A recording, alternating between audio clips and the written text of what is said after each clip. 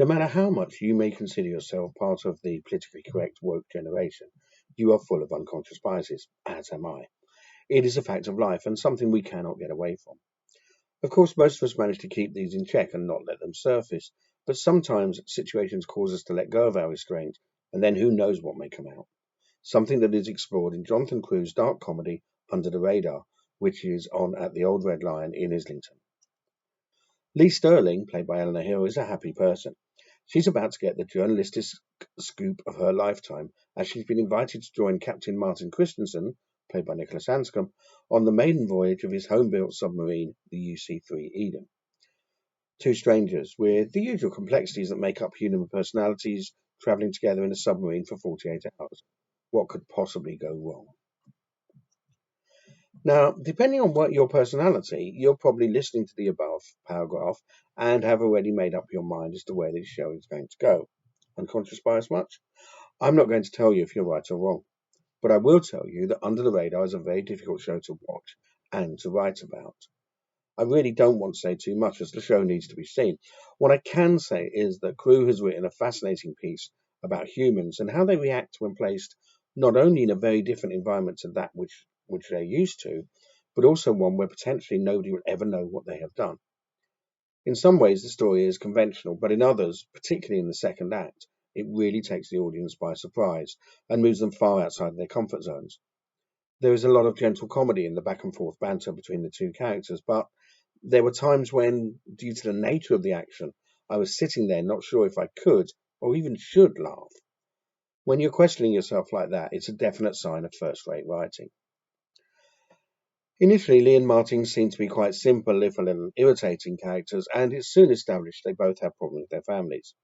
This led me to think that we were going to be travelling down the well-worn daddy issues trope. Of course, I was wrong, and as each character moved through the tale, growing more fully formed, it was obvious that there were more things at work than just parental problems.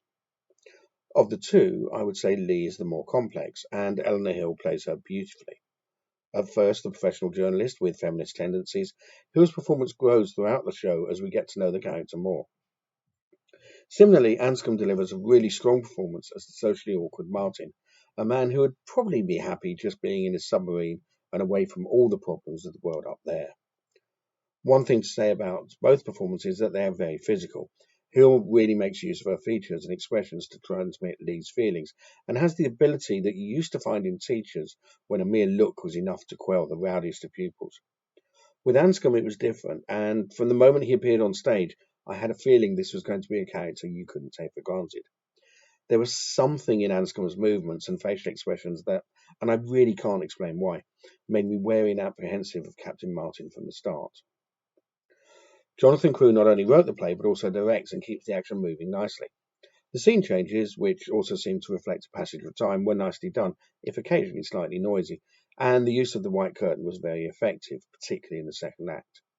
And speaking of which, I do question the need for an interval. The show is roughly 90 minutes long, and for me, the interval felt like an unwelcome intrusion given the way the first act ended. I would have been happy if it had gone straight through. To sum up, Under the Radar is an unusual play that will challenge your own unconscious bias. At times it will be uncomfortable, at others it will make you laugh but possibly feel guilty. The production is first rate and well written, with well written characters and two very talented actors bringing them to life. Ultimately, the production does what all good theatre work should. At the end, you will question what you've seen, how your own unconscious prejudices affect how it made you feel, and then you will talk to others and find you have very different ideas. Then maybe you want to go back and see it again. I gave the show 4 stars on London Theatre 1, and if you like this video, you know what to do. Thank you very much for listening.